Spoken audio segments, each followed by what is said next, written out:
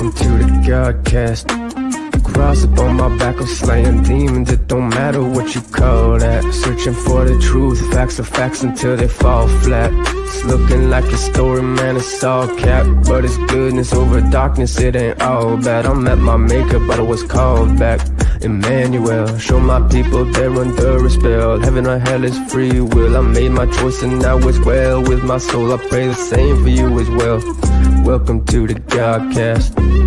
Welcome to the Godcast.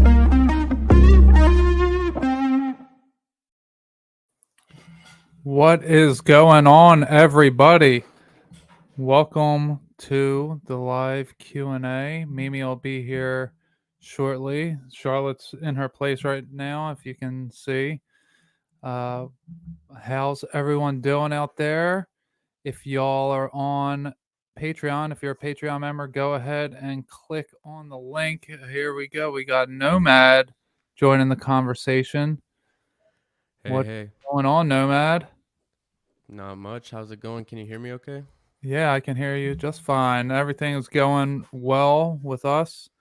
Oh, what up, Stretch? Stretch is my buddy on Facebook right now. He's commenting. What's going on, Stretch? You got any questions for us over here? All right, so until he gets back to us, what's going on with you, Nomad? How's everything been with you? Oh, it's been good. Just living the dream. Yeah, what you been up to this week? Anything special? Just kind of working. I was on paternity leave for a while, just hanging out with my baby boy. So. Oh yeah, when'd you have a son? About 10 months ago. Yeah. Oh yeah, well, congratulations. I didn't know that. Yeah, thank you. Yeah. So yeah, just this week was just getting back to work and getting back in the routine of things, and also help out with some church stuff, doing graphics and stuff. So I've been doing some of that. Oh, nice. Okay, so was that your first child? Yep, first kid. Okay, very cool. Yeah, I bet Mimi will be happy about that when she hears. So you said you do graphic design. That's cool. Are you like technically trained in that type of stuff? Yeah, that's kind of what I did professionally most of my life is graphic design, photography, videography. But lately I've been getting into more campaign operations, which is kind of more of the back end of how things function. Very cool. Hello, Nomad. Hey, good to see you. Charlotte. Cleaning up dinner. I had to hurry up. Okay. Charlotte, get out of there. Sorry, my cat is messing up the background. I'll be right back. No worries. Just caught your guys' conversation with LA. That was awesome. Oh, I guess he muted you. No, sometimes it does that on StreamYard, if that's even what interesting. that is. Yeah, okay. Yeah, the LA Marzulli. That was a good conversation. That was awesome. I couldn't really squeeze myself into that one. I tried, but I was like, I'll just be quiet. Yeah, the rivers of thought were flowing. Yeah, I didn't even get to ask him about his. He was flowing. Yeah, I didn't get to ask him about his grounding technique, which would have been awesome to have. But sometimes you have a guest that they're on a time limit. Someone who is as busy as L.A. Marzulli. You get what you get. So I was so happy with an hour. I mean, at least I got that. And I'm sure he'll come on again at some point. Yeah. Yeah, it was good. Yeah. And so if anyone's coming in, you guys can leave your comments or questions in the chat there, and we can talk about different things. So I wrote an article. So any Patreon members, you had access to seeing my article. I took pictures of it and posted it. I sent it to a select few people who I wanted to get their opinion on it before I put it out to the public, and I still haven't put it out, but I sent it to Nomad. He was one of the people I sent it to because I wanted to get his opinion on it, and he had some comments. So, I mean, do you want to do it here? Do you want to talk about it here? Or do you want to do that off air? I mean, we could just talk about it in general. I thought there were some I think there can just be some clearing up because it is so convoluted between It is like dense. God and the Almighty. So I think there are a few areas where maybe just it could be a little bit more specific, and then but it was like really good and I loved it, and it's definitely everything I've been sort of thinking throughout my life condensed into like 8 pages. So it was great. And then I think there's another part where you mentioned like the serpent seed, but I think that you could maybe even elaborate just a little bit more on that, because I Okay. think some people might not be so familiar with it. But Right. maybe we could talk about that as like a starting point. Yeah, well, that is a good point because sometimes, things flow through me and it's at my understanding, and I sometimes forget to break it down, different details. But you are right about that part that could be broken down a little bit more. And I've thought about different things and how to maybe go about changing it. So I changed it a little bit today. I reworked that last paragraph a little bit because that was my own conjecture. And then you could see how that part read much different than the rest of it. It was like, okay. Like the rest of it was definitely not from me. I mean, it was through my understandings.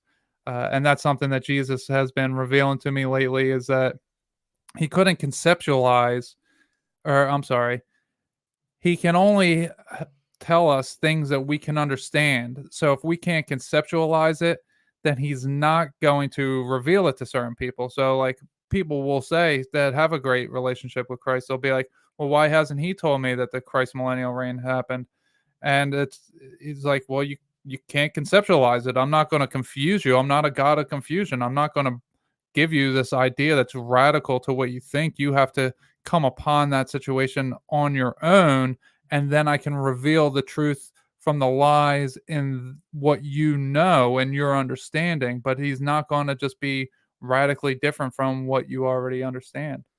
Yeah, I think that's a great point. I've got that comment too before, right? Like, well, why hasn't God, revealed this to me? And it's like, well, have you spent like hours in the dark meditating, praying, listening, like every day for years? Because that's kind of what it takes to get, to a certain level where it's kind of above just the surface level of like love your neighbor as yourself.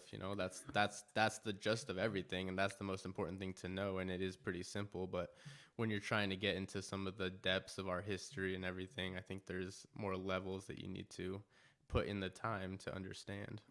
Right, and not everything is for everybody, and I think that that's a major part of it as well. Is that we think that that every just because someone else has it that we should have it, that we does not deserve isn't the right word, but that it's meant for us because someone else has it. And that gets to a place of this feeling of deserving. I don't think that any of us deserve anything. Not that we deserve anything bad. Obviously, I'm saying we don't deserve anything, that things come to us for specific reasons.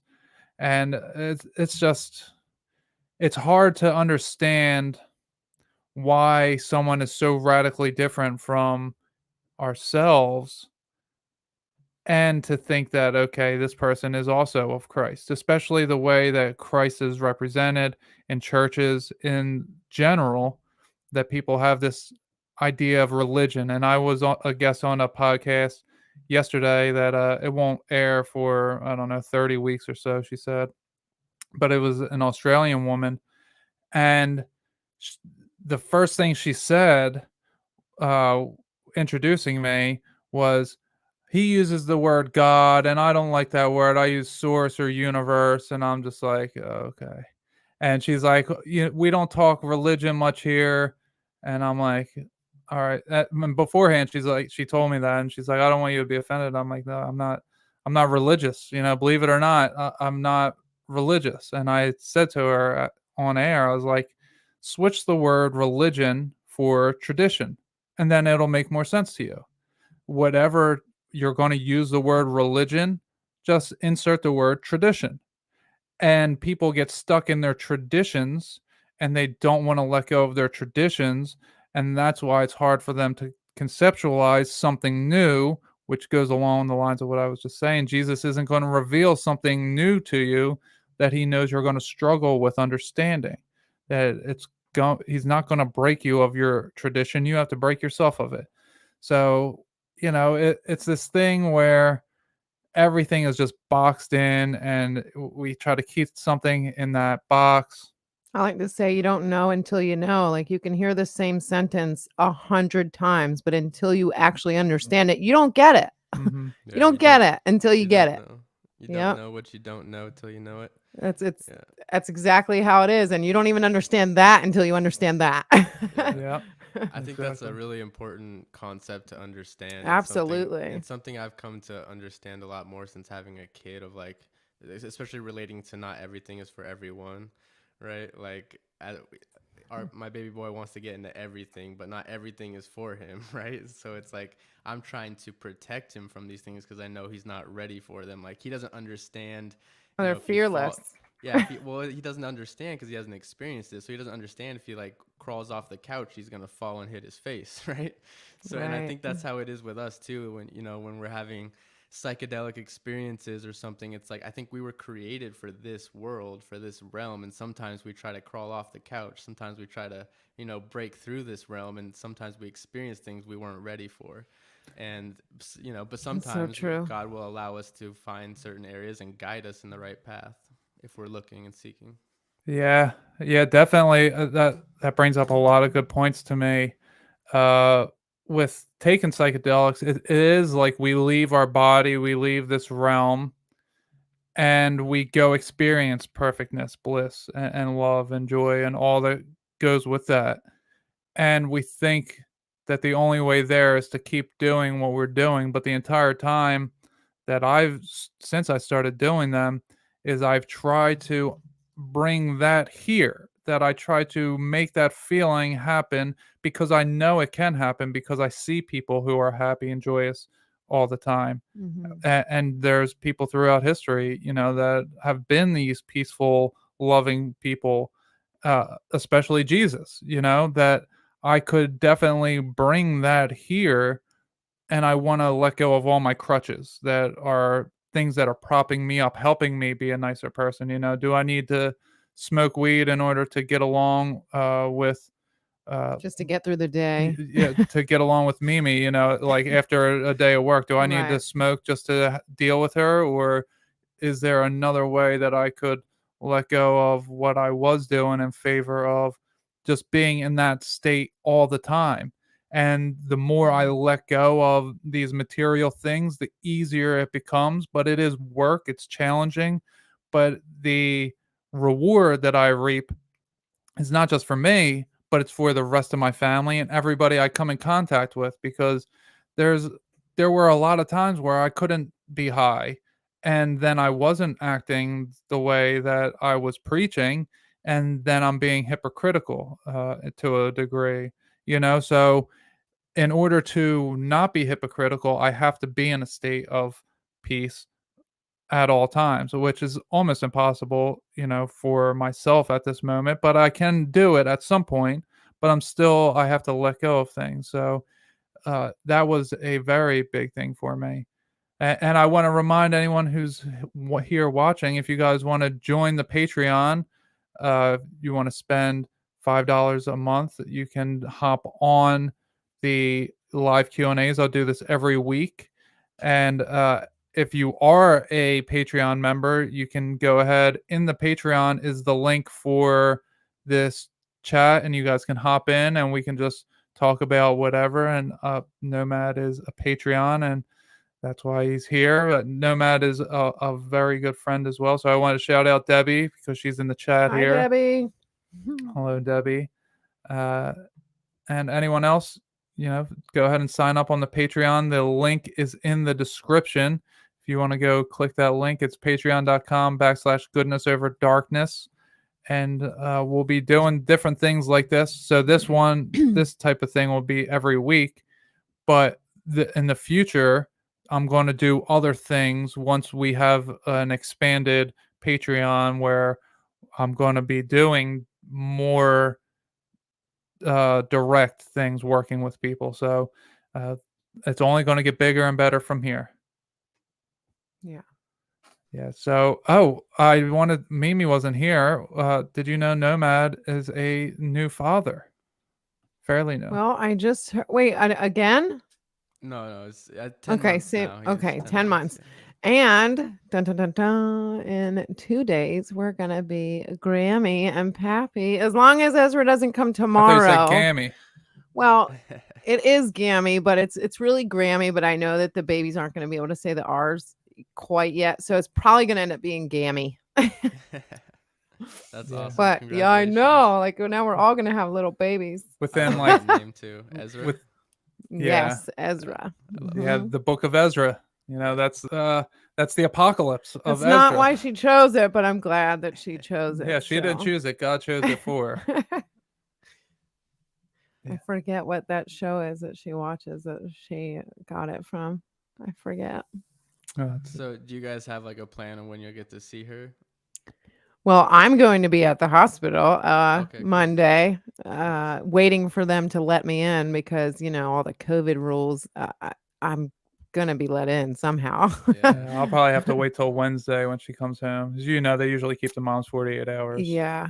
And Yeah. then we actually signed up to babysit for a whole week in April when Brianna, she has to go to Orlando for this Ray Kroc Award that she won. She works at McDonald's. She's been working there ever since she turned 16.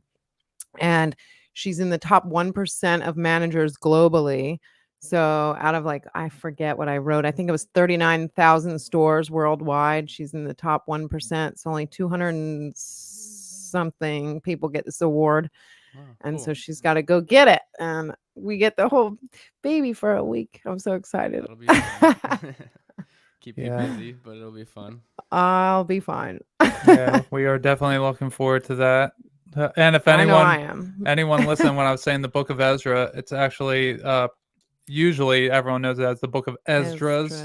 Yeah. That is an extra canonical book, as it's called, or maybe the Apocrypha, you might know it as, where it was taken out of the Bible. And it's Esdras 2 and Esdras 4. And that is the books talking about the apocalypse. And that's actually a lot of Tartarian information is in there as well. Ryan Zem breaks that I down. believe we read that Ezra's quite important in that book. Do you know if that is included in the Ethiopian canon? That's a good question. I can look it up. Yeah, I do we not know. could. Let me. Do you got it, Mimi? I got it. All right. Very cool. All right. So while she's looking that up, earlier we just interviewed the guy from Golden Gate Starfort Command. So that was a really good interview. I wish it could have been longer, but we had to get ready for this and also had to make dinner. So we'll get him on a second time. Answer is yes.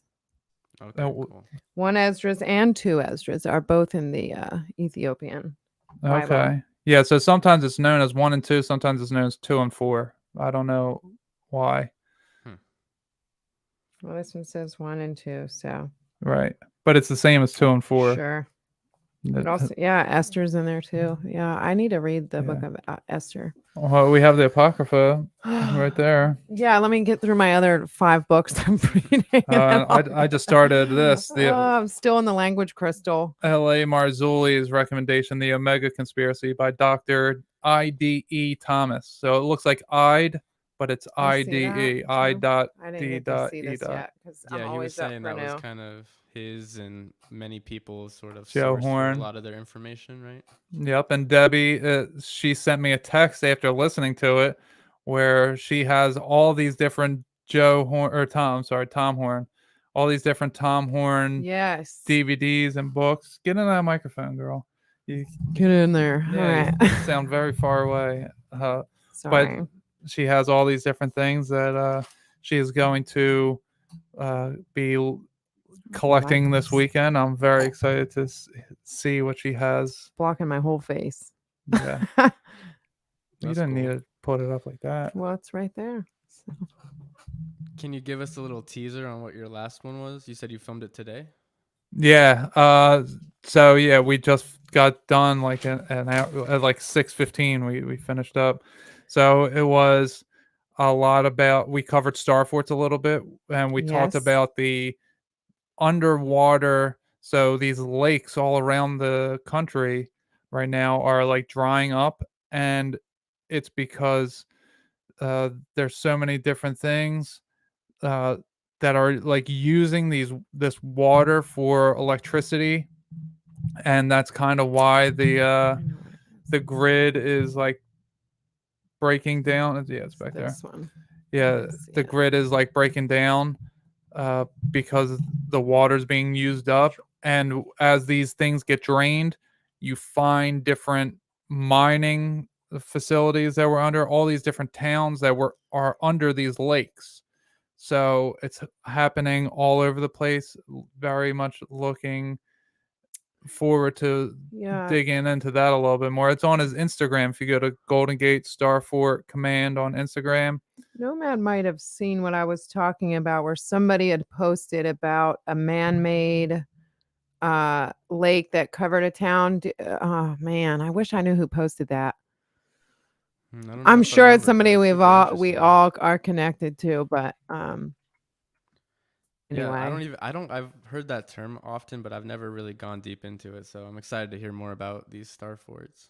Yeah, and Oh go to yeah, his star forts are a rabbit hole. yeah, well, so we didn't get too much into the star forts, but he had some very interesting ideas about the star forts, and I'm very Mhm. much, uh, you know, I I don't know what they are, but it was a very new idea that he presented, which I was very excited to hear because that it brings up a whole bunch of ideas. Like maybe they were arcs to some degree, like Noah's Ark or something like that. That somehow they landed on top of all these mountains, because there's a lot that are on mountains and they're always near waterways. So maybe they just like And washed ashore there. lighthouses. Yeah, maybe. So yeah, lighthouses we got into a little bit as well. Mhm. It'll be dropping tomorrow. I'll have to after we finish this. A little bit of coding, I will programming. put the episode together and get it out for tomorrow. But yeah, definitely looking forward to listening back to that one. I want to talk more about this history mystery thing that that came to me in this interview. Go ahead. So, okay.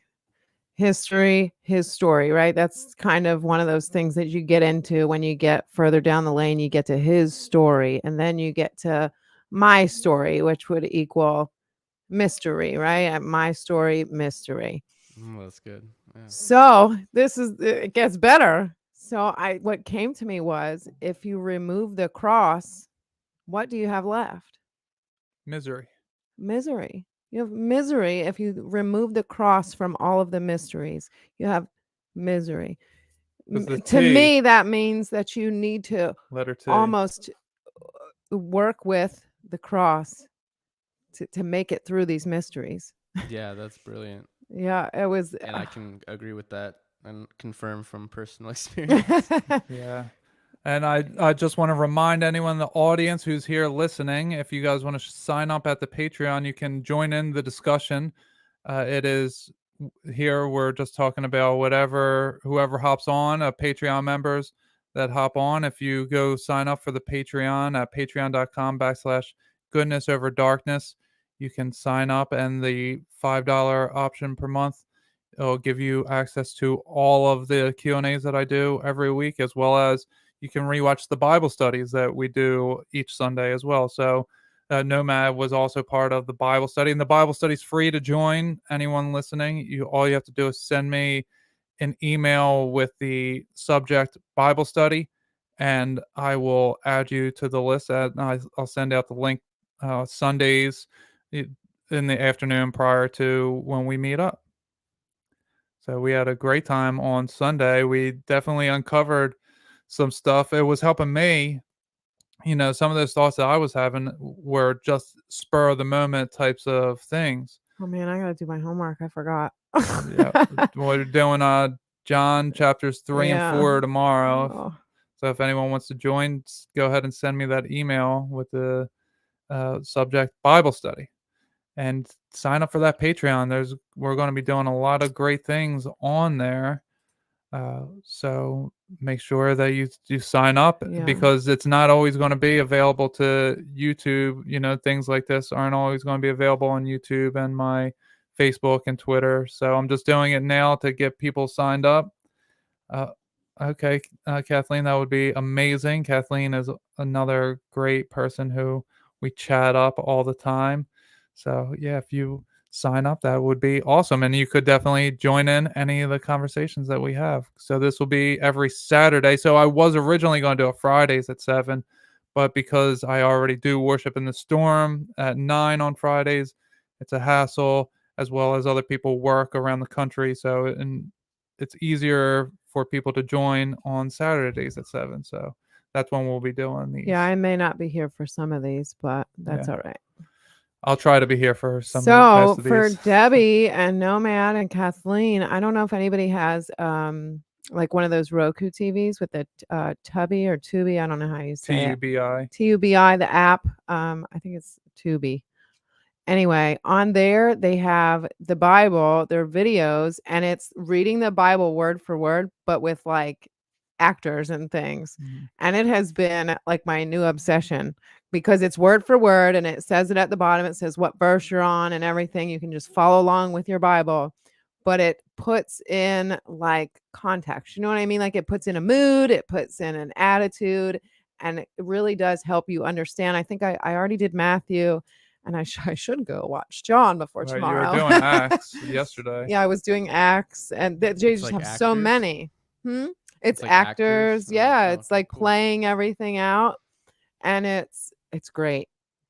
Yeah, it actually helped me understand something. And anyone, I'll get to that in a second. Anyone watching, send in whatever questions you have, Mhm. and I'll answer them.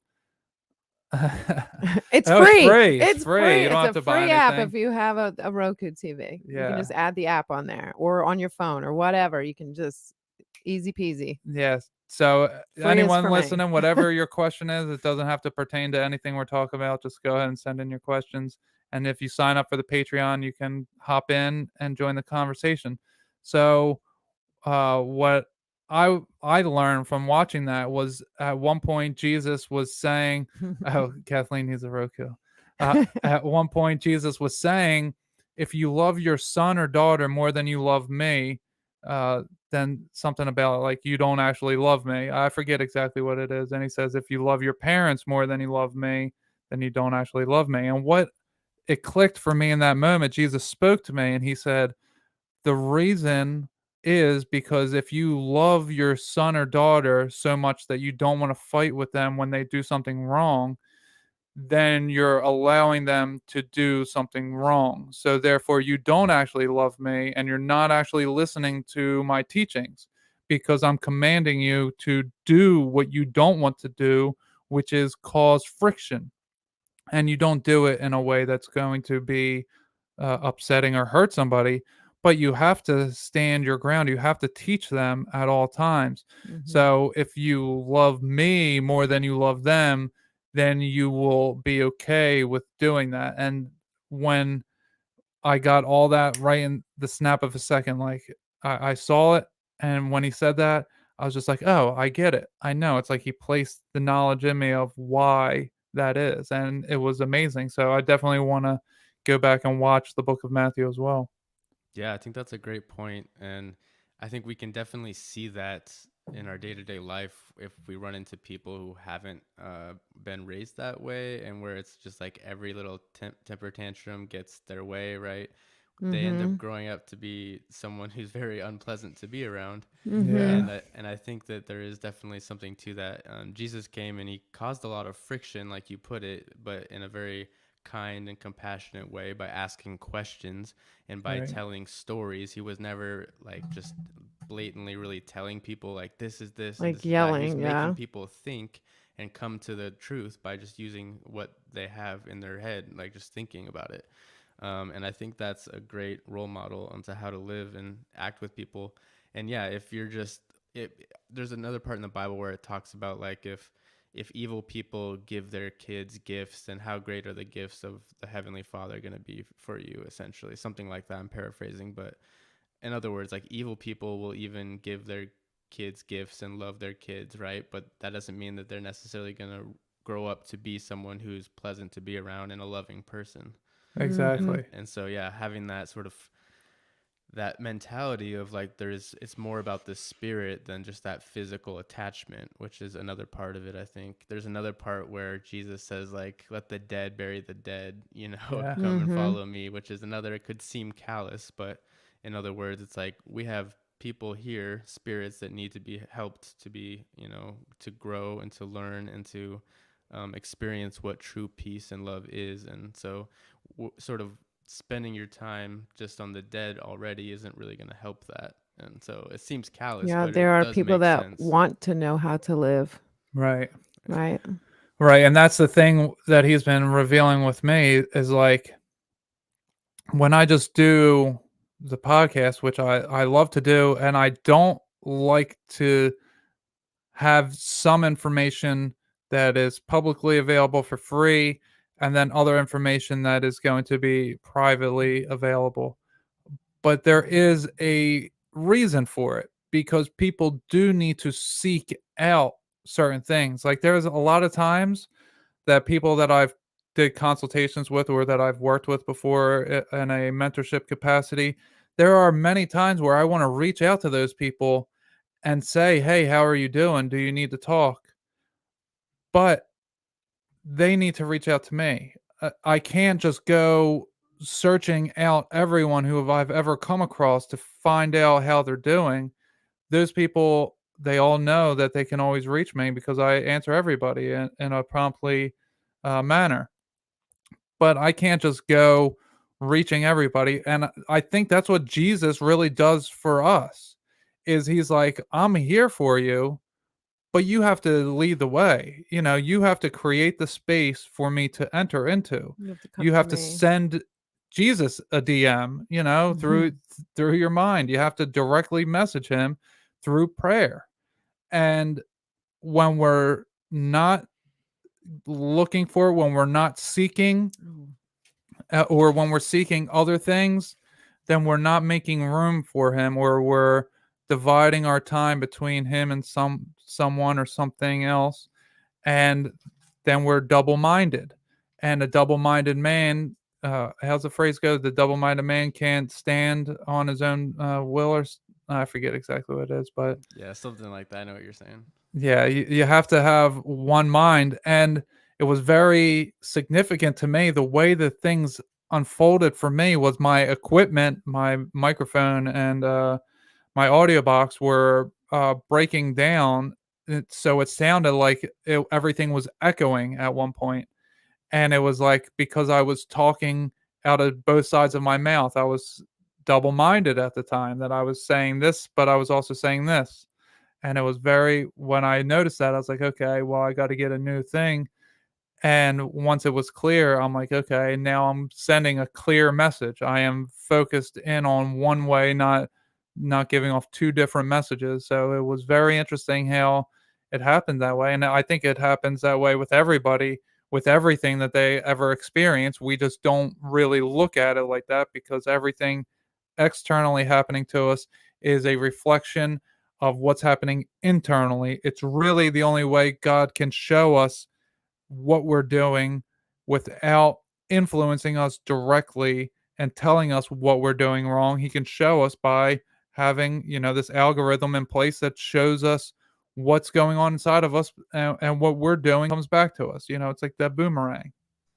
Yeah, I think that's right on. It's pretty much the way I see it is God has this perfect kingdom, but he doesn't want any of his creations to feel like they have to be a part of it. So he has this perfect will, which is what we experience when we draw closer to him, that peace, that comfort that, at least in my experience, I haven't been able to find anywhere else.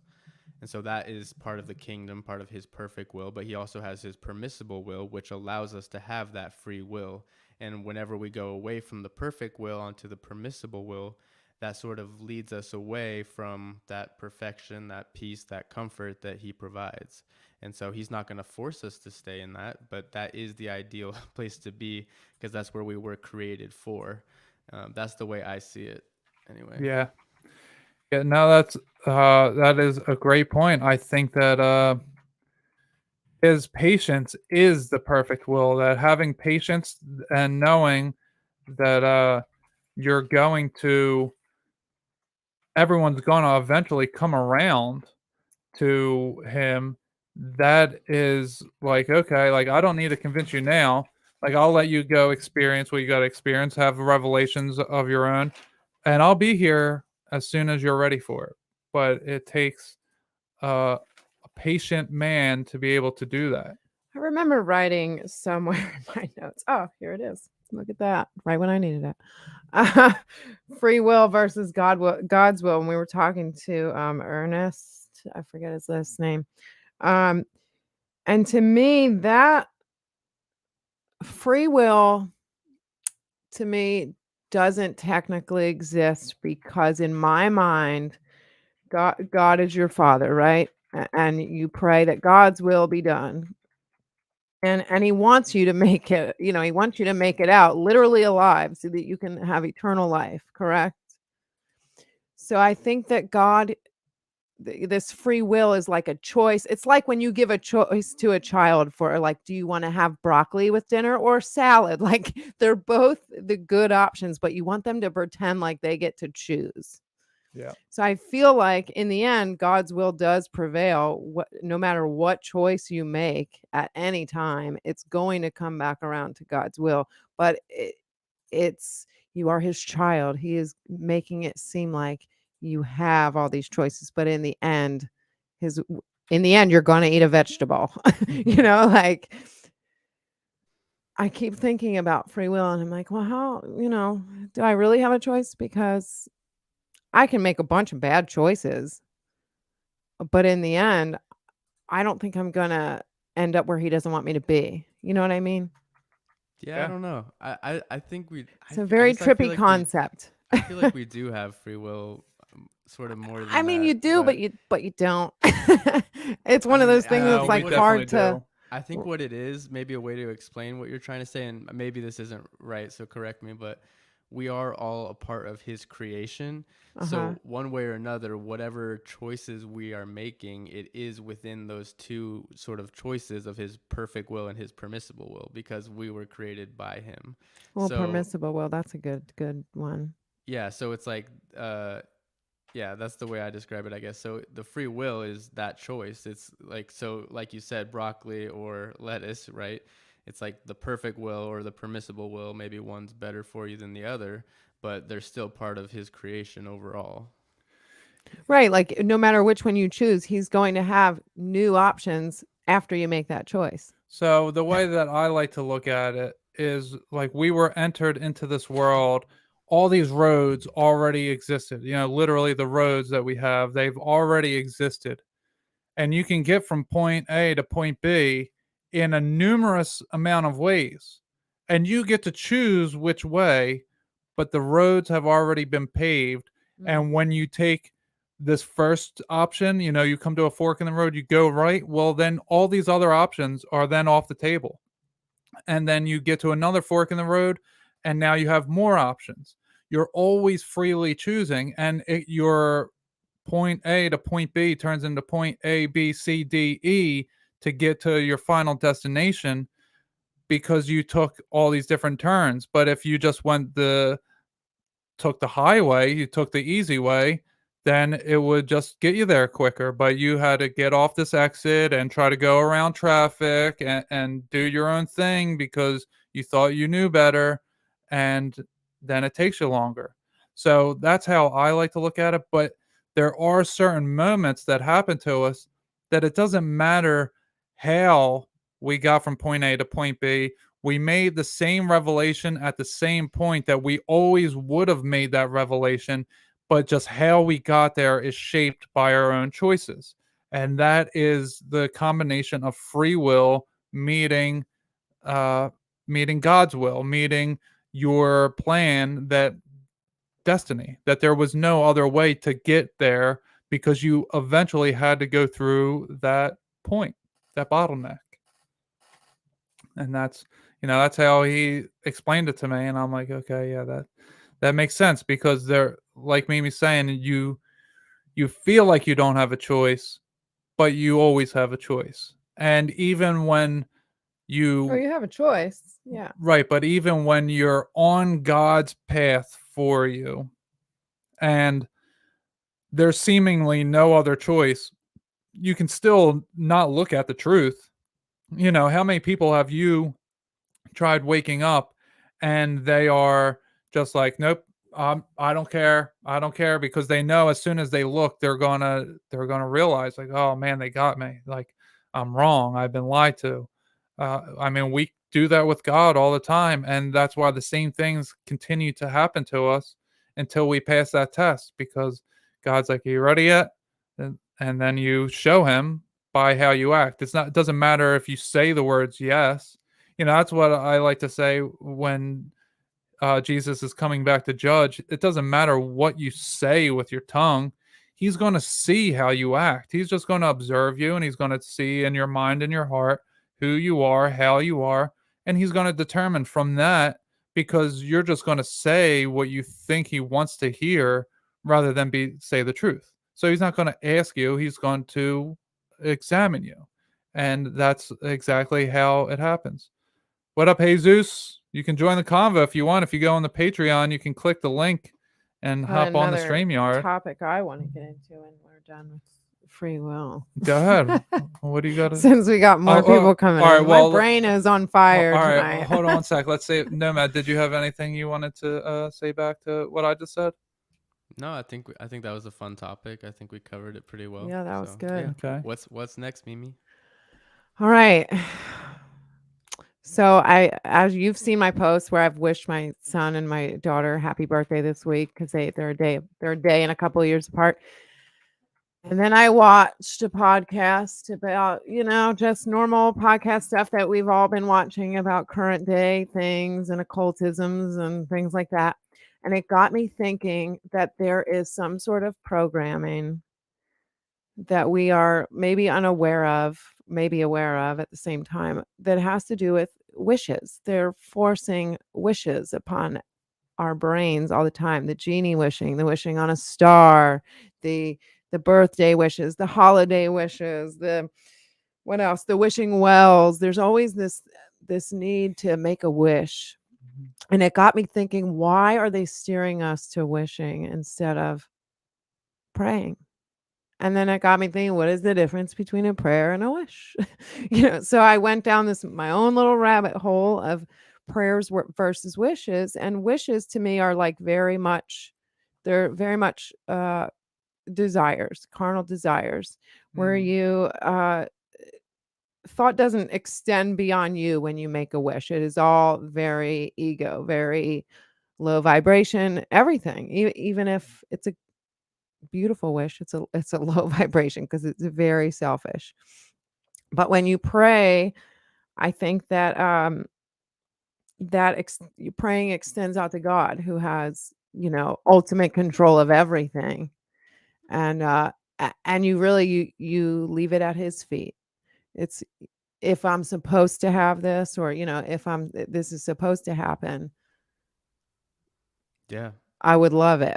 But wishes, I feel like you're always in every kids movie, in every, you know what I'm saying? It's everywhere. It's everywhere.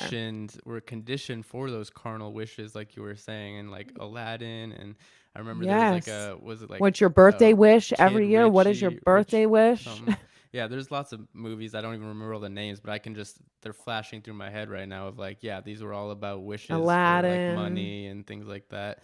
I think All of another them. part of it is there's always some sort of like physical necessity with it as well, like like throwing a coin into the water or rubbing a Yes. genie lamp. Yes. A ritual. It's a ritual versus just going straight to God and having that communication and openness. Another point, and I forget this verse, but there's a verse in the Bible where it talks about God will give you the desires of your heart. And I think a lot of people take that to mean like whatever you desire, God will give you. But I think what it actually means is God will change those desires to be in alignment with Him. Yes. When you're seeking God, those desires become the desires of God. And then when you're working with God and you guys are both on the same page, working towards the same goal, those do manifest. And that's kind of how I look at it, as like, I think manifestation in that whole practice has been sort of twisted into those more carnal wishes for like maybe more selfish things.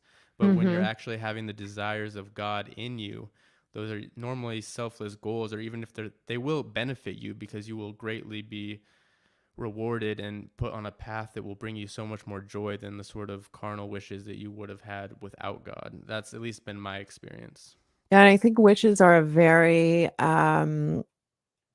like ritualized thing. You know, like you said, you need the coin, or you need the lamp, or you need the candles to blow out. It's very ritualistic, and it's a lot. It's more often than definitely more often than most people pray, in my opinion.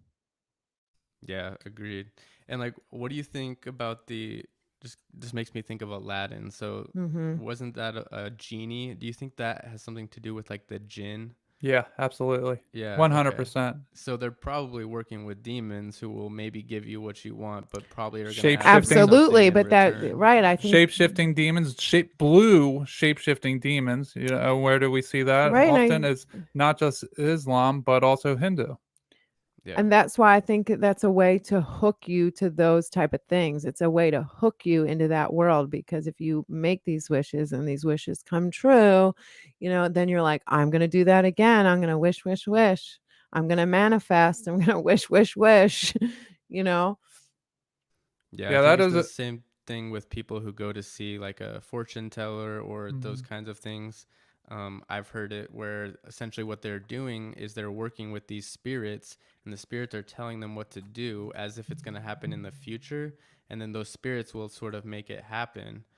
Yep. So they'll think they're telling the future, but really they're just working with these entities, making it happen. And then when they come back, and then it's just like that constant cycle, and eventually, they end up wanting something in return. Yeah, which is the money.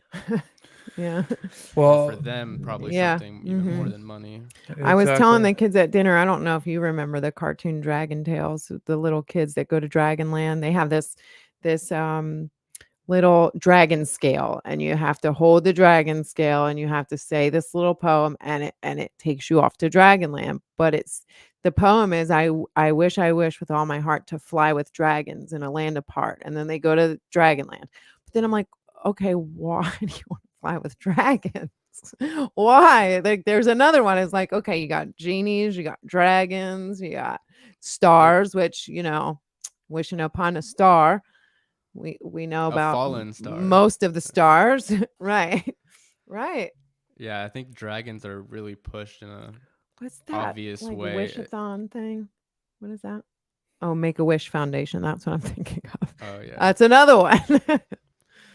Yeah, but Mm. I've even seen. I remember in the movie Free Guy where they're talking about. They're talking about like they. Have you guys seen that movie? Yeah, that's actually pretty good. Yeah. I'll At answer the him in a second. end there, when they finally get to like the paradise, like the new simulation or whatever. Mhm. Like the first scene is a bunch of dragons flying around, and I was like, there Yep. it is, the signature. Like, Mhm. Even that that's other, exactly Well, yeah. it. Yeah. they are seraphim. I mean, so that Yeah. flying dragons. I don't necessarily think that they're evil. But what always ends up happening throughout our history is that is the evil group that has always been this parasitic group that has taken over and shown wisdom, and so on and so forth. These reptilian dragons that fly around, they're the seraphim. And I mean, it's a weird thing that they Yeah. always do have them, but yeah, I mean, uh, they are they're God's angels. So I mean, it's a weird place. When I had these thoughts of like birthday wishes and then prayer and then all this other stuff came flooding into my head, and then I messaged Kara Mosher like immediately what I was thinking, because it had to go along with her podcast, and I was like, I feel so gross all of a sudden for wishing my kids happy birthday. I was like, I feel gross, but I don't want to say that, and I don't want to, and I don't want to take it down, but I feel gross. Yeah, I feel the same way. Like So now whenever I'm like, someone says pray wish, now. whenever someone says like wish me luck, like it's like hard for me to even say anything. I'm just always like Godspeed. Yeah, when That's when someone I'm gonna says turn around luck, and say, I'll pray for you. right? When Yeah, someone luck is says, another one. It's a yeah, double that whammy. Yeah, so when someone says good luck, that's about Lucifer, Yeah. luck, lucky, Lucifer, Lucy. So that I say Godspeed to people That's funny. often. Yeah, that's exactly what I say. I Yeah. just have so much coming to my the- brain it's lately. so hard not Ugh. to say good luck because I mean for me anyway, I've been so trained to say that it's very hard to then say Godspeed because someone says Godspeed, they look at you like sideways, But to Yeah. me, Godspeed, and I said this way back in the beginning of my podcast, this is something that came to me that Godspeed means that you're vibrating at the speed of God. So therefore, you're going to bring God-like things into your presence. So When I hear that saying Godspeed, that's so accurate. I think of in God's time. So like when they say wish me Mm. luck, I'm like, well, Yeah, you'll that's get good. whatever you're wanting in God's time. Yeah. Yeah. I like that. Shout out to Jesus that yes, sometimes they do eat the bomb keto food I make. But sometimes they don't, and I'm eating it solo. I think he's talking about the dragons, wasn't he? No, I think The well, kids. hopefully he's talking about the kids, the dragons, probably not. I don't know. He said it right around the same time, but maybe they're on a bit of a delay, so maybe I'm wrong. But Well, he can clarify and then I'll re-answer. How about that? yeah, I almost had pasta tonight. I almost forgot that I'm not eating it because I made dinner tonight. I made a steak with onions and potato or Peppers and onions. Yeah, and They yeah, know I already. said potatoes because I want potatoes. But I made the kids broccoli Alfredo, and I Mhm. was like, oh, I'll have that as a side dish. Then I was like, oh, damn, I can't have the pasta. And Mimi's daughter asked us the other day, Brianna, the one who's about to have her child, she's asked why we're giving up food for Lent. And to me, it's not necessarily food that you have to give up, but the whole point of Lent is to give up something that you love to show God that you love Him more. So you're giving up something to show that, okay, what has a hold over me that I love? Right. What can I give up to And it's show not always God? food. Yeah. No, it's not always food. But what can I give up to show God that I love God more and that I'll put this away for 40 days? And we don't observe Lent the way the church does that. Sundays you're allowed to cheat. No, it's 40 And straight Fridays days. are for no meat, and Yeah. we used to have fish on Fridays. I remember that in the Catholic upbringing. Yeah, but I'm not following their wicked ways. I mean, if I don't eat meat or carbs, I mean, there's like nothing that I can eat. She doesn't even want me to eat rice and grapes. So It's because, can't eat I'm so vegetables or used to what? being no, keto 'cause I that have carbs. that I know what has a lot of carbs, and there's a ton of fruit that has a ton of sugar and carbs in it. Like apples are like, and bananas, tons. But what's Matthew 7, Kathleen? uh-oh. She said Matthew 7. What? Maybe that was a delay from when we were talking about Matthew earlier. All right. Could Well, be. or it could be about Lent. Yeah, maybe. Or yeah, maybe that. Yeah. Let's see. Well, But While she's looking that up, so you guys are doing the keto diet? no, well, I'm see, not. I okay. have done it for a few years, and then That's how I Mimi lost a ton of became- weight. She lost like 60 Yeah, I lost pounds. like 60 pounds, and it was like right before I met him too, actually. So he had lost a bunch of weight before he met me, and I lost a bunch of weight. So he kind of understood that journey, which was very helpful, in a certain way. But I did it for so long that it really did reverse my metabolism to where I had to start eating carbs to stop losing weight because it was getting like it just wouldn't stop. Like I think I got all the way down to like 123 pounds, and that's like extra small. For me, that's extra small. My face was starting to like sink in. I was like, I gotta eat some pasta. Well, you can be that weight But I'm short. I'm like Right. super short. So by yeah. by building up muscle. You can actually be heavier than your desired weight Right. when you start to add the muscle, and that's what happened Right, for right. me. Like I lost 100 pounds in total, but the amount of fat that I lost was probably like 130, 140 pounds, but I put on 30 to 40 pounds of muscle. So, Ah, you I'm know, Matthew 7. Go ahead. What's No, go Matthew? ahead. No, what's No, Matthew sure. 7? Matthew 7 is do not judge or you will be judged. Ask, seek, knock. Ask and it will be given to you. Seek and you will find. So she was going along with the prayer and the And the wish. wishes. Yeah. Yeah. So the Bible tells you to just ask. Just Yeah. pray. Just ask me. You don't have to ask the wishing well. You don't have to ask the genie. You don't have to ask the dragon. You don't have to ask any of those. Right. Yes. Right. Yeah. So Yeah, so now Jesus said he loves the topic of the fallen angels, Nephilim, Mhm. etc. That is one of my favorites, and I don't know if you were here earlier when I showed that I just got the Omega Conspiracy book that Dr. L.A. Marzulli, because he is he does have a doctorate, an honorary one that Dr. I.D.E. Thomas gave him. So Dr. I.D.E. Thomas wrote this book, and actually L.A. Marzulli has the foreword in here. So this is obviously republished, but he has the foreword in here now it's just a small page and a little bit on the next page. But yeah, I mean, that is what woke me up was L.A. Marzulli, and maybe not exactly him, but was the idea of giants and ancient civilizations, ancient Egypt. And this is what we talked about a little bit as well with our guest earlier. mhm. So, I mean, that's how Gets into all the interviews. I love that L.A. Marzulli didn't know about Tartaria and that he asked me about that, and that he also invited me to possibly be interviewed by Yeah. him about my abduction experience. That was incredible, having an effect on somebody like L.A. Marzulli, like the alien abduction thing, that's one thing, but bringing to The him this topic, yeah. Tartaria stuff that he didn't know about. I was mean, surprised. I wasn't too surprised because it's not all that well known unless you're like really into the conspiracy community. But he's been doing so much different stuff with the Nephilim fallen angels. He runs in that type of crowd. But when you have now, he's going to start looking into this, and he's going to make some really key discoveries. I think putting things together in a way that not any of us can because we don't have the mind that he has. Yeah, that was a great conversation.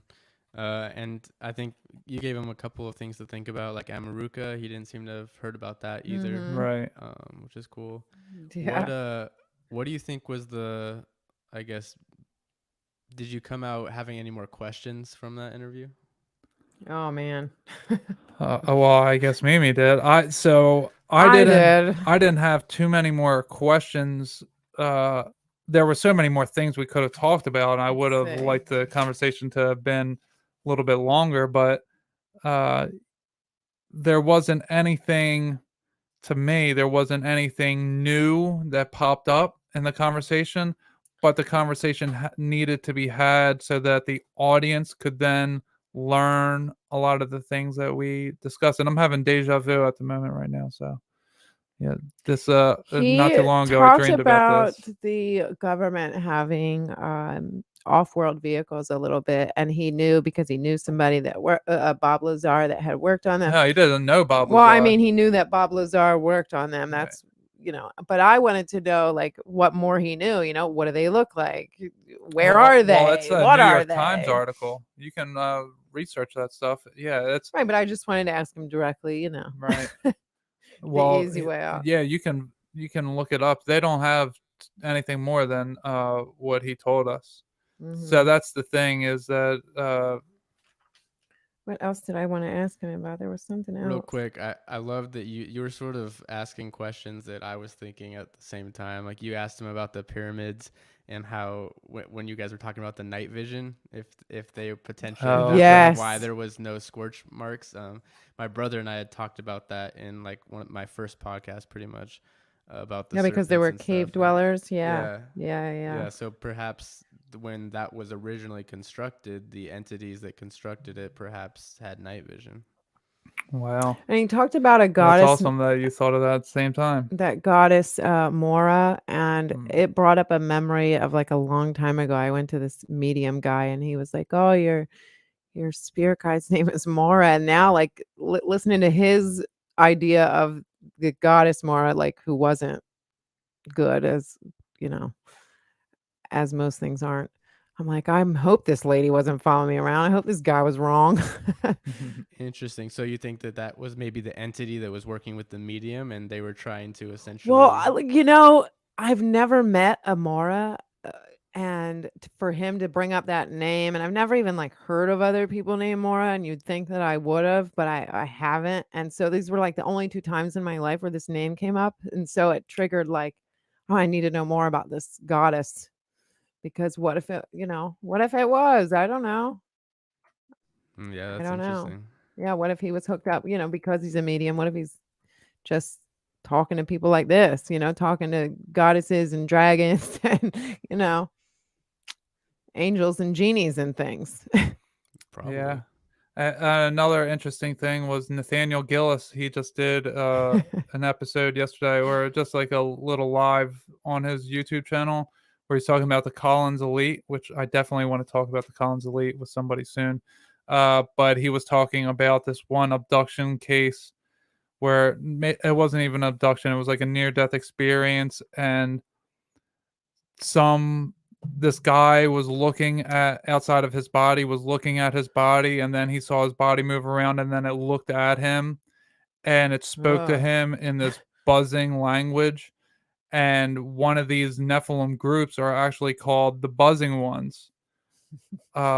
So It's funny. I mean, when we talk about Nephilim, Ken Ami is very adamant in saying that they're not all giants, that they're, the word giant to us has different meaning than it had when it was translated. And when it was translated, just because that's the closest word that we have to Nephilim doesn't mean that that's what it was trying to convey.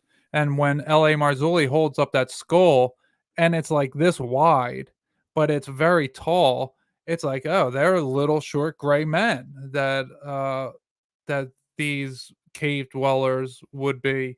And if you've ever looked into Kentucky, the caves in Kentucky, have you ever seen what's it called? Hell. Oh man, I forget. It's a documentary. Man, I forget what it is. Anyway, you guys should look it up. It's on Amazon. It's Hell something, but it's about the Kentucky cave dwellers and how these little grays go in and out of. It's like an interdimensional connection over there, and it's just an amazing phenomena. But these cave dwellers, I mean, the grays fit that description. And when we look into like Mars Attacks and the way that they're designed, that's like the same type of entity. The devil below? No, No. it begins with hell something, but it's a whole it's a whole phenomena. Yeah, Ken's example Not that he sure. uses is that Hell's half acre? the Israelites were essentially being hyperbolous, right? Like they were just sort of exaggerating about the height of the people that they were supposed to take over because they were scared. That's kind of his thesis, right? Yeah, something like that, and that it actually means something else. I think the Bible talks about like Goliath's height and stuff too, though, right? Yeah, some of them are tall, but they're not all just really tall people. Some of them are like just hybrids of, and this is what I talk about a lot, is that the hybrids are a big part of what the dead are, how they're coming into these bodies, and why the Nephilim still exist. See, he's of the idea that, they all died off, but there's many stories around the globe around the same time as Noah's flood, where they talk about the Hopi talk about these ant-like people came up out of the ground, brought them into the ground, and then that's how they were saved.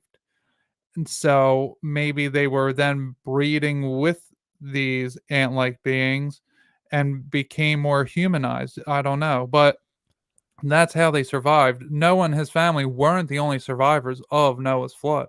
They may have been the only remnants of complete human survivors of the flood, but they weren't the only ones. And here's something that may blow your mind. I don't know, you're a little more studied than I am into the biblical topics. But did you know that Noah was albino? I think I've heard that before, but what I guess makes you What think evidence that? do you have? Yeah, so in the book of Enoch, it actually has at the end of it, and this isn't something that I even covered in my series because it's at the end, it's a fragment of the book of Noah. And the way that he is described is having white hair that he looks like, so his father says, his father runs to his grandfather and says, he's not of my kin. He's not my child. He looks like one of the angels. And that brings to mind like he was white and then he had white hair. He had a hair of snow. So when he's saying that he's looks like the angels, that he's white and the angels were white and the humans were people of color. So, hello, Angie. How are you? We have this understanding that it's not angels. White people aren't better than people of color just because they were angels. You know, that's not what I'm saying. But I'm saying we are the combination of the fallen angels and the original humans. Now, a lot of different texts talk about that people all over the world were tropical colored or bronze Right. colored. Which is why we have that spectrum now. Well, that's how they all started, right? And then when the fallen angels started mixing with humanity, that everything started becoming darker and lighter from there. So maybe some of the fallen angels were very dark, and maybe some were very pale, and they're brothers of some sort, or, you know, sisters, whatever, siblings, and that in the middle was humanity. And you know, when I look around at the white Europeans are the ones that went around conquering everywhere, and I know that they're the children of the Nephilim who were here before them, and the Nephilim are the children of the fallen angels. So then I'm like, oh, okay, I make that connection from, you know, white people to Nephilim to fallen angels, and it makes a lot of sense. Interesting. Yeah, so are you thinking this is like the main topic I've been really trying to grasp and understand, because there are these two schools of thought. Oh, hold on one sec. I just remembered the name of that show on Amazon. It's called Hellier. So if anyone watches Hellier with the cave systems in Kentucky, go ahead and check that out. But Was that where they found elongated skulls, or? no, that's where there's a lot of encounters in this town of Hellier that with little grays. And there's a podcast called, I forget the name of it, but there's Astonishing Legends. There's a podcast, they break down series of different legendary things, and that this phenomenon in Kentucky is something that they broke down a while ago. Yeah, I mean, it definitely seems like there is a lot of evidence of different sort of entities, like short ones, tall ones. When I lived on the Big Island in Hawaii, there's this place called, I think it's Pahua Hananua, place of refuge. You could probably just type in like ancient aliens, Big Island, Hawaii, and it would probably bring up photos of it. But there's different entities that it's showing. There's like these shorter ones, and then there's these taller ones, and then there's one that's kind of by itself that's really slender, and has like that elongated shape head. So that's a super interesting site if anyone ever gets the chance to check out. But yeah, there's lots of evidence, like LA was showing with the elongated skulls, that they've authenticated. You know, there's something weird going on there for sure with them having what I forget it's like they don't have the suture that we normally have, right? Right. Ours is like this way, and theirs was like this way. No. Ours are on the top of our head, but theirs where it would have been was like the forehead, and it was almost as if like their brain was coming, like their head was cut open so that their brain could come out. Yeah, and that's what really brings up the idea of the Mars attacks. Yeah, well, and just to quote kind of the scripture here in the Bible. I've been highlighting it, by the way. If anyone wants to find me in the YouVersion Bible app, you can see the verses that I'm highlighting and stuff. Just look up Nomad Podcast. But Genesis 7:4 says, For after other 7 days I am sending rain on the earth 40 days and 40 nights, and have wiped away all the substance that I have made from off the face of the ground.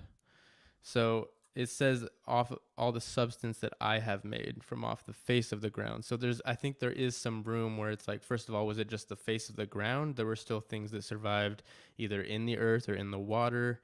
Were there things that survived that God didn't make, So I think there is some room there. Very interesting.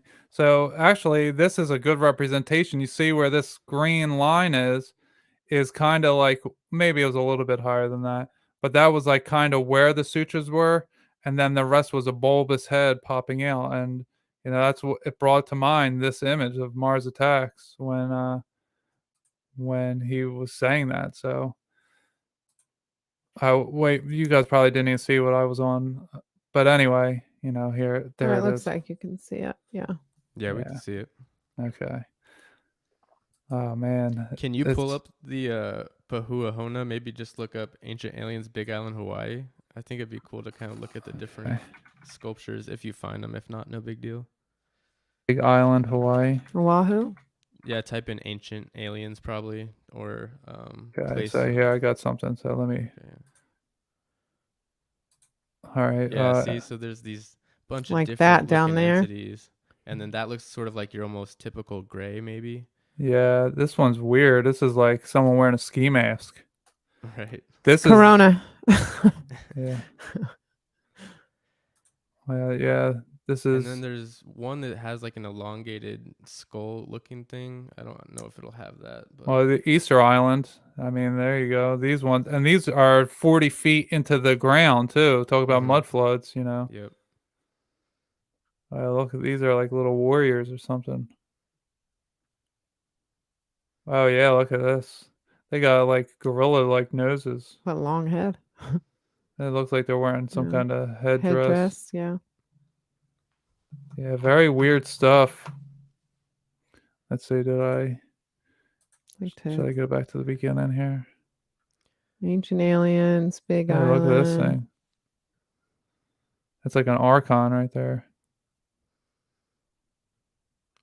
Are you seeing what you want us to see? Yeah, okay. This is great. Yeah, I think it's just cool for people to see. Yeah. There's a lot of ancient sites that have these sort of depictions of other creatures. Yeah.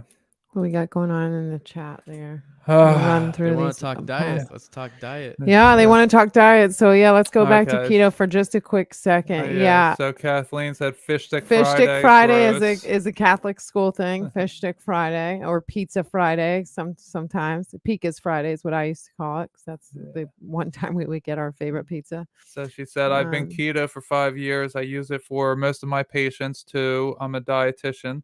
I also got way too thin. Now I eat some carbs and do low carb, but not keto. So that's what I do too now. So as I pull Todd, I was telling Todd, apples and certain things have so many carbs. I've decided to not pull the fruits and vegetables, but to still stay away from the bleached white flours and the sugars. I use different kinds of sugar. I use all natural sugar substitutes, not like Splenda, but like real substitutes. And I use like flour substitutes when I make desserts and stuff. I use like almond flour, coconut flour. At least I try to. But my daughter's birthday was the other day. Her husband made a homemade cheesecake with some homemade strawberry topping, and I definitely had a piece of that. I didn't have any. Well, I did. I just had an apple and peanut butter, so I didn't have any. And it was right before dinner, so I was already full, and I wasn't going to have any more. But I see Kathleen and Jesus are talking about. I eat so much Mexican keto style, and when I was keto, the one thing I would allow myself was tortilla chips, because I used to go to lunch every week with coworkers, and I just for so long let that bowl of chips sit in front of me, and then one day I was like, nope, I'm allowing myself to have these. Yeah, they're so good with the. They're corn chips. Cheese. It's fine. Yeah, but you guys are talking about Mexican. I delivered to Mexican restaurants. Yes, you do. And I I usually stop at this. I don't typically get food from the places that I deliver to. Not anything that there's something wrong with all of them, but I typically don't like eating during the day. But on some Tuesdays, Mhm. I go far away and I'm gone for 12 hours. So I'll get lunch from this one place. And I told the guy I was there this past Tuesday, and I was like, and I'm speaking in Spanish, and I don't listen the best in Spanish, but I can speak Spanish. So said, "Can I get a taco salad?" Uh, I said, "Can I get a salad with chicken?" And then he was making it, and he was like confused when I said that. I was like, "Oh, just lettuce, tomatoes, cheese, and Chicken. chicken." And then he was putting it in there, and I said, "No tortilla." And then he still made me tortillas, and I was like, "No, I can't eat the tortillas." I was like, "No, no tortilla." And then he was like all sad that he cooked them because they heat them up for you. But it was funny. I so wanted to have it, but I had to say no, even though maybe it wasn't even bread. To me, it's like a bread-like thing, so I had to say no. All of my He probably just favorite, thought you you know. were saying it wrong. He's like, oh, this guy doesn't know what he's asking. Yeah, he Yeah. wants it. Yeah. Yeah, he knew your Yeah, heart. you're right, because actually all the other guys that work there, I never saw this guy before. All the other guys, I talk to them in Spanish all the time. So he's someone I never saw before. So, and the other guys weren't around, so maybe is what he was thinking. Yeah. Food conversation. I could do that forever. Yeah. All right. Does anyone and hello Angie, happy Saturday to you as well. Yes. And we're about to wrap it up here, but Kathleen just signed up for the Patreon as well. So welcome, Kathleen. And just so you guys know, when you are signed up, if you go click on this post, right in the post is the StreamYard link to hop in the conversation. So that's how I'll be doing it for the foreseeable future. So if anyone wants to hop in the conversation, or if you guys want to leave your last comments or questions here as we wrap it up, been going for an hour and 17 minutes already. There's 7 people here watching. There's up to 9 at one point. So I want to thank you all for being here and joining in. It's always a lovely time to be able to connect with all you guys. I love having this back and forth with everybody. I hope that you all enjoy it as well. Is there any other things that we want to cover here? Just looking through my other notes, and I had a question to myself saying, do you think that goddesses were snake charmers? Which brings me all the way back to the wishes and the medium and everything. Oh, That makes me think of wow. prostitutes. Well, listen, I need to order some new notebooks because I think I got about 1 interviewer left worth of notebook pages, maybe 2.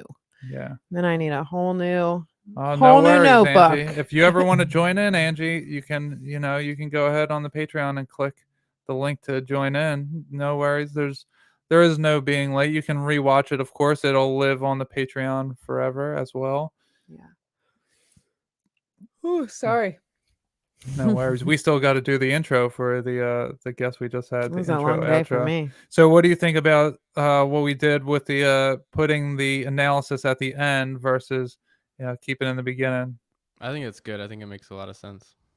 Yeah, especially with to get right on into that interview. yeah, especially with a big guest like that. Yeah. I had a lot of people, not a lot. I had some people comment on YouTube. Actually, someone left me a 3-star review on one of my things because of my Howdy McCoskey interview. I was so pumped and happy that it just happened, that we were just talking and talking. And the guy said, 3-star review. I came to listen to Howdy, and 25 minutes in, and it's still the intro. It's like, well, first there's a trailer, and then there's an intro, and then we talk, and then there's It's a bomb bridge. bridge. Yeah, so that's at least like 7 minutes just right there in itself. That's right. Yeah, I'm the kind of person who doesn't even like watching like trailers for movies and stuff because Me either. I'm just like, get me to the interview. Just get I in think it's it. great having a sort of recap at the end, though. That's great. It's like bonus at that point. It's like, Yeah. I like doing it where at the end. Editor's cut. Yeah.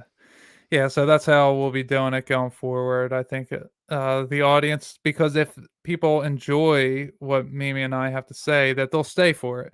But the people who just want to come for the guest, then they can turn it off then. Yeah, And- I think it's easier to talk about the things that I wish made it into the interview after the interview instead of before it, because I don't want Yeah. to tell you what we didn't get to talk about before you even listen. You know, Right. I want to talk about that after. Yeah. Yeah. So yeah, I think that'll be a bit of an upgrade. Always No, looking to that- improve the show. So Before we sign off, I did have one question that I actually wanted to ask during this. Did you I saw you got some new goggles.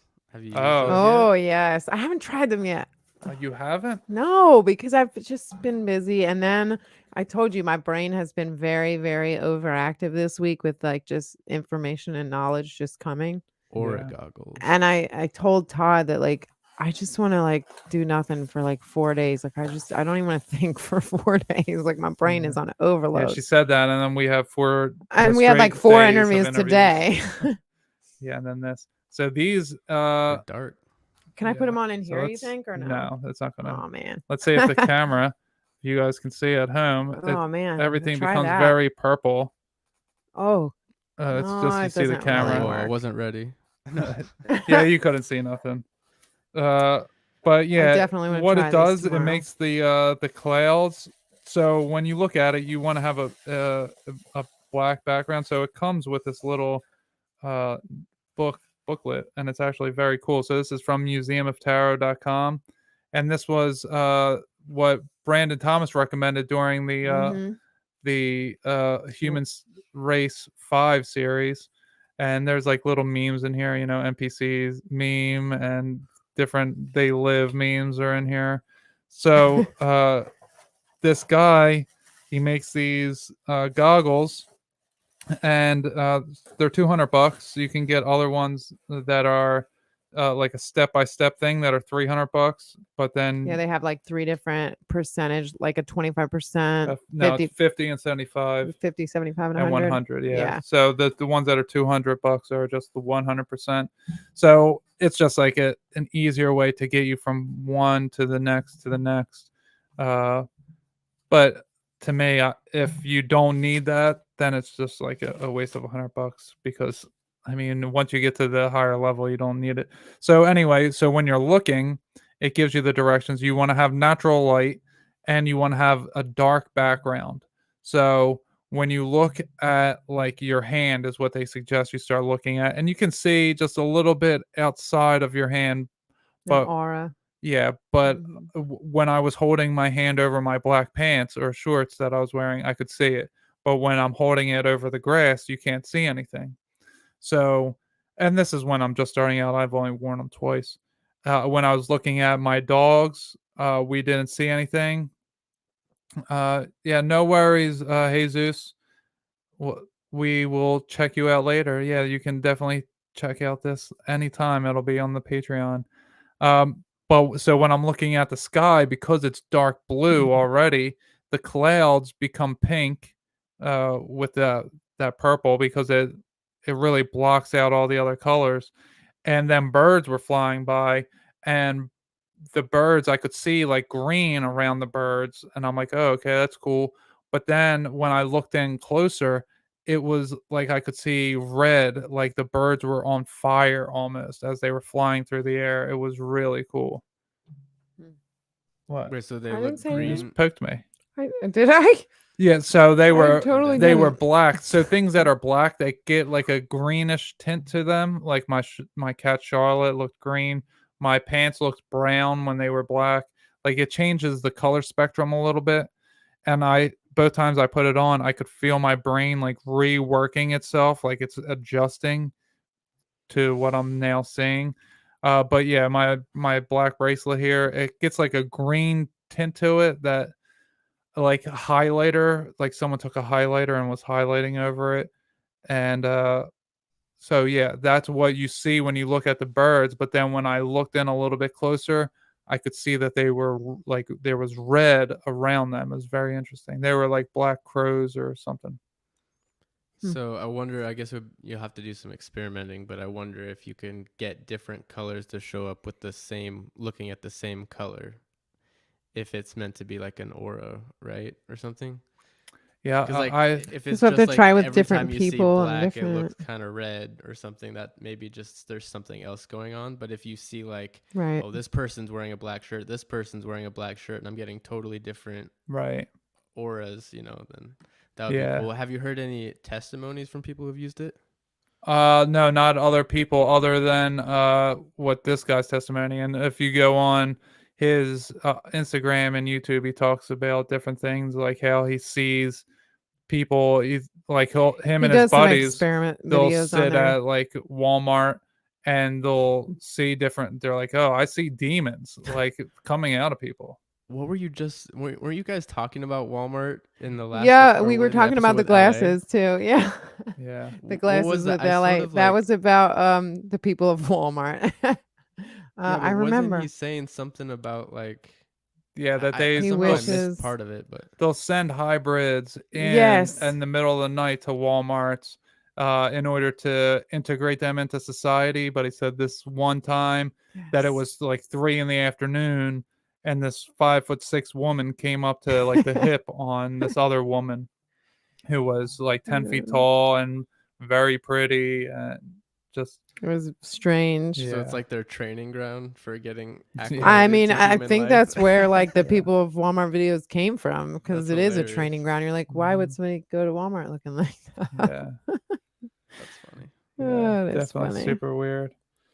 Yeah, I think that's going to do it for this edition. I want to thank you, Nomad, for coming on. I want to thank Yes. all the listeners for coming out and listening. Angie, Jesus, Kathleen, Debbie, and Stretch was here in the beginning, but he left. Yeah, Jesus, you're always able to ask questions. We'll definitely run through the chats and get to them whenever you have them. Yeah, and anyone else who's here who didn't comment in, feel free to join in whenever. You Mm-hmm. can always send in your questions and comments. Guys can all join up. You see I have the ticker at the bottom here. You can sign up at the patreon.com/goodnessoverdarkness, and you can become a member. The $5 option will get you the access to everything, whereas the $3 and the $1 you won't have access to join in the conversation here. That's just the way that things are tiered, so that you get a little bit more the more money you spend. So Interaction. yeah, you get a little bit more access, so to speak. I love talking to everybody like this. Yeah, I like this this. was great. So thank you all for coming out, and I think that'll do it. So bye, everybody. See Thanks, most of you everyone. Love tomorrow. Yeah, and we'll see you tomorrow. Yes. Have a great night, and we'll see you at the Bible study. All right. Love y'all. Bye. Peace.